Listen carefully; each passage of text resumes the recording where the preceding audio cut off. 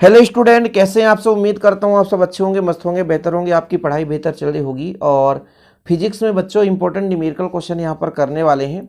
ये हमारा revision class चल रहा है और मैं आप लोगों से एक चीज़ कहना चाहूँगा, जितने भी महत्वपूर्ण वीडियो आ रहे हैं इस टाइम पे बोर्ड एग्जाम 2023 के लिए एमपी बोर्ड स्पेशल, तो वो प्लेलिस्ट में वीडियो आपको मिल रहे हैं। एक अलग से प्लेलिस्ट बना है ओनली फॉर इम्पोर्टेंट क्वेश्चन 2023। तो प्लीज़ ओनली इम्पोर्टेंट 2023 जो वाला प्लेलिस्ट है उसमें आप जाइए, जो भी वहाँ पे आपको वीडियो मिल रहे हैं तो प्लीज़ उन्हें आप लोग बिल्कुल मत छोड़ें। पढ़ाई करेंगे, बेहतर रूप से तैयारी करेंगे, तभी आपको कुछ अच्छे अंक मिल सकते हैं। यदि आप सोचें कि यार हम नॉर्मल तरीके से कम पढ़ने पर भी अच्छे अंक ले पाएँ, तो ऐसा संभव नहीं है बच्चों।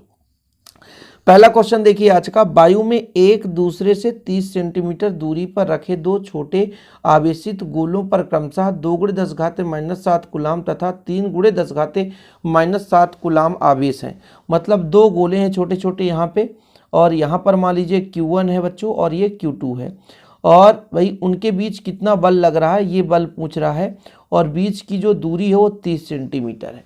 तो आप सबको पता है कूलाम के नियम के आधार पर लगाएंगे, क्योंकि कूलाम का नियम ही कहता है दो आवेशों के बीच जो लगने वाला बल है आवेशों के गुणनफल के अनुक्रमानुपाती और बीच के दूरी के वर्ग के व्युत्क्रमानुपाती। तो हल में बच्चों दिया क्या है, सबसे पहले यही चीज़ आपको बताना है। दिया है Q1 बराबर दिया है 2 × 10⁻⁷ कूलाम, ये दिया है आपका कौन सा Q1।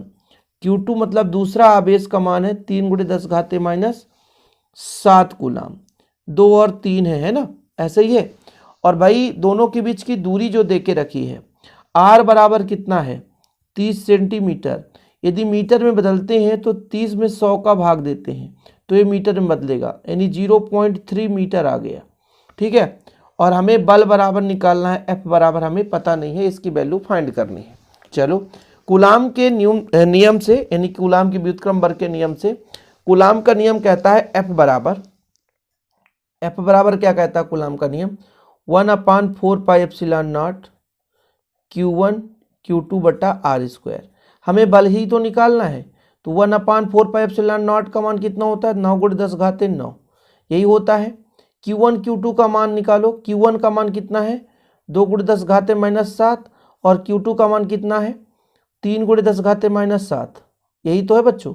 डिवाइड बाय R² मतलब 0.3 का स्क्वायर, ये आपका निकल कर आ गया। इसको कैलकुलेट कर दो, आंसर आ जाएगा।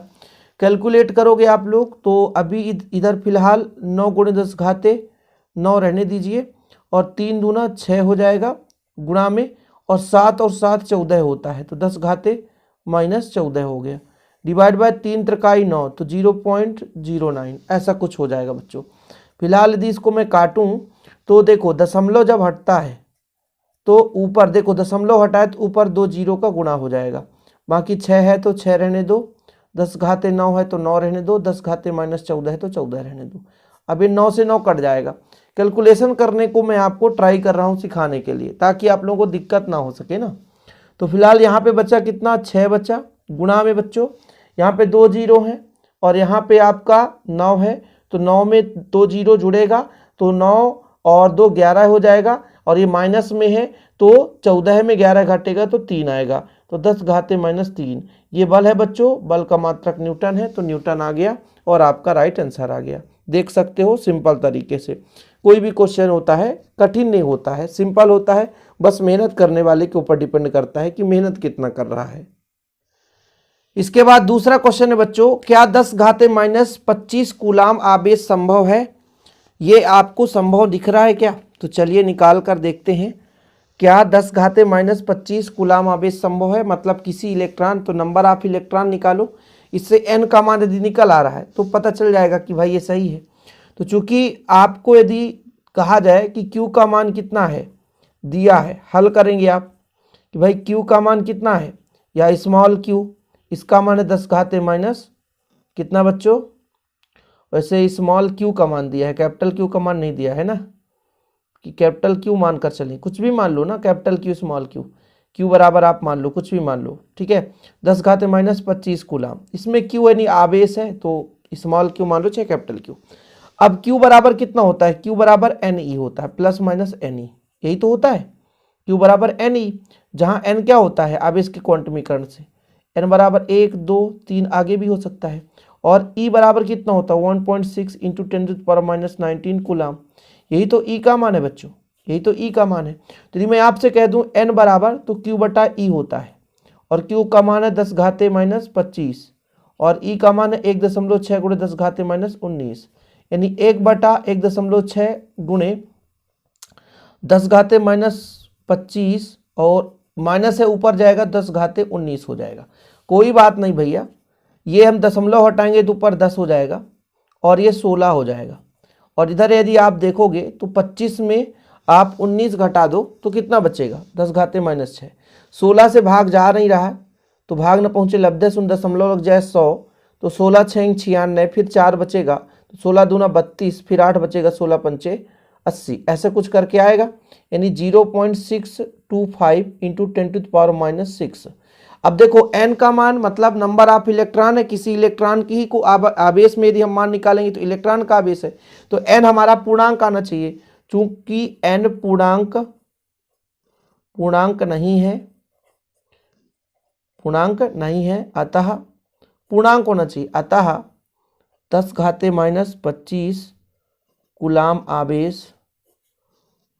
आवेश संभव नहीं है। सिंपल तरीके से भाई, जो संभव नहीं है तो संभव नहीं है, ऐसे क्वेश्चन आ जाते हैं। बहुत ही सिंपल है, थोड़ा सा मेहनत करना होता है, आप आसानी से कर सकते हैं। तीसरा क्वेश्चन देखिए बच्चों, तीसरा क्वेश्चन आज के लिए 5 माइक्रोकूलाम और -5 माइक्रोकूलाम के दो आवेश एक दूसरे से 1 मिलीमीटर की दूरी पर स्थित है। द्विध्रुव आघूर्ण की गणना करनी है। चलिए फटाफट करिए गणना। सबसे पहले आप देखो Q1 बराबर दिया है, कितना है +5 माइक्रोकूलाम। ठीक है, कोई दिक्कत तो नहीं है, यहां तक क्लियर। यदि इसको कूलाम में बदला जाए तो 5 गुणे 10⁻⁻6 कूलाम हो जाएगा। Q1 दिया है, आप Q2 बराबर देखो 10⁻⁻5 माइक्रोकूलाम या -5 गुणे 10⁻⁻6 कूलाम। माइक्रोकूलाम को कूलाम में बदल दो। एक दूसरे से मतलब दोनों आवेशों के बीच की दूरी 1 मिलीमीटर, इसको मीटर में बदलो मतलब 1000 का भाग देंगे तो 10⁻−3 का गुणा कर दो, वही है। चाहे आप 1000 का भाग दो चाहे गुणा कर दो। यहां तक क्लियर है बच्चों, यहां तक तो समझ में आ गया होगा। हमें निकालना है P, द्विध्रुव आघूर्ण, जो एक आवेश और दोनों के बीच की दूरी 2L, या करके हम Q इंटू 2A दोनों भी कर सकते हैं।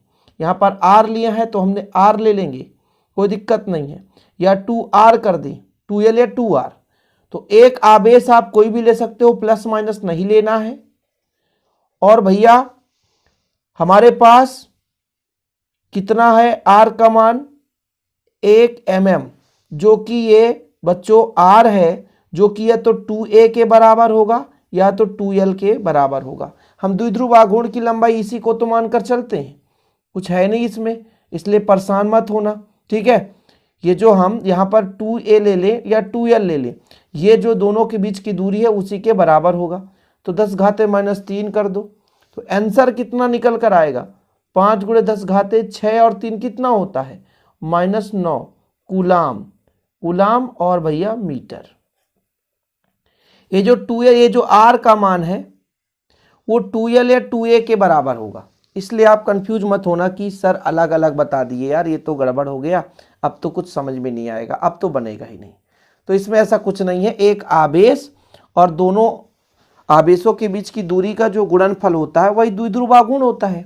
एक आवेश और दोनों आवेशों के बीच की दूरी का जो गुणनफल है बच्चों, वही आपका द्विध्रुव आघूर्ण होता है। तो उम्मीद करता हूं ये बन जाएगा आपसे। इसके बाद आपके लिए अगला क्वेश्चन है बच्चों, 3 गुणे 10⁻³ न्यूटन प्रति कूलाम से विद्युत क्षेत्र में स्थित प्रोटॉन पर लगने वाले बल की गणना करनी है। ठीक है, सभी प्रश्न मैं आपके लिए लेकर आ रहा हूं, जो कि भाई साहब काफ़ी महत्वपूर्ण प्रश्न है, आप लोगों को तैयार कर लेना चाहिए। तो चलिए हल करते हैं बच्चों। सबसे पहले दिया है, क्या दिया है कि 3 गुणे 10⁻³ न्यूटन प्रति कूलाम, यानी मतलब ये न्यूटन प्रति कूलाम यानी विद्युत क्षेत्र दे के रखा है, विद्युत क्षेत्र दे के रखा है। E बराबर 3 गुणे 10 घाते 3 न्यूटन प्रति कूलम, यही चीज तो दिया है। और भाई यदि मैं कह दूं कि प्रोटॉन पर लगने वाला बल, तो प्रोटॉन पर आवेश कितना होता है, तो 1.6 गुणे 10 घाते -19 कूलम।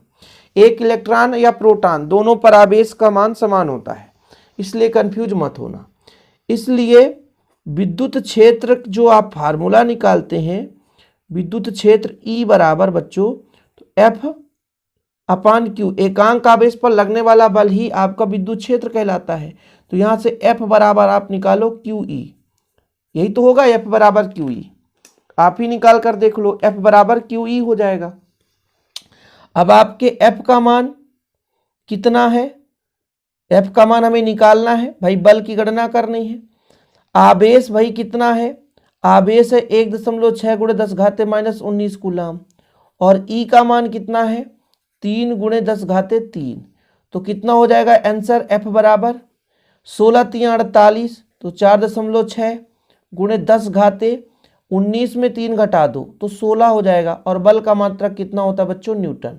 तो ये हो गया न्यूटन में आंसर, यही आपका आंसर हो गया। अरे छोटे छोटे क्वेश्चन रहते हैं यार, बस आप लोगों की मेहनत के ऊपर डिपेंड करता है आप कितना मेहनत करते हैं। यदि आप मेहनत कर रहे हैं तो कोई भी क्वेश्चन आसानी से कर पा रहे हैं, मेहनत नहीं करेंगे तो कोई भी क्वेश्चन आपसे नहीं बनेगा। इसी कड़ी में अगला क्वेश्चन भी देखो बच्चों। अगला क्वेश्चन कहता है 4 गुणे 10 घाते -9 कूलाम मीटर, ये कूलाम मीटर है ध्यान रखना। द्विध्रुव आघूर्ण का कोई वैद्युत द्विध्रुव 5 गुणे 10 घाते 4 न्यूटन प्रति कूलाम परिमाण के किसी एक समान विद्युत क्षेत्र की दिशा में 30 डिग्री पर संरेखित है। द्विध्रुव पर कार्यरत बल आघूर्ण का परिमाण ज्ञात करना है। चलिए हल करते हैं फटाफट। पहले जो भी दे के रखा बच्चों, ठीक है, उसे हम यहाँ पर सॉल्व करेंगे। सबसे पहले द्विध्रुव आघूर्ण दिया है, मतलब P बराबर दिया है 4 गुणे 10 घाते -9 कूलाम मीटर, ये आपका दिया है। इसके बाद द्विध्रुव आघूर्ण पर न्यूटन प्रति कूलाम, न्यूटन प्रति कूलाम मतलब विद्युत क्षेत्र दे के रखा है। न्यूटन प्रति कूलाम का मतलब होता है विद्युत क्षेत्र, कितना है 5 गुणे 10 घाते 4 न्यूटन प्रति कूलाम, ये दिया है।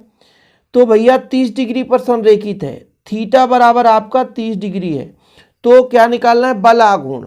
बल आघूर्ण का फार्मूला क्या होता है, tau equal PE sine theta, यही तो होता है।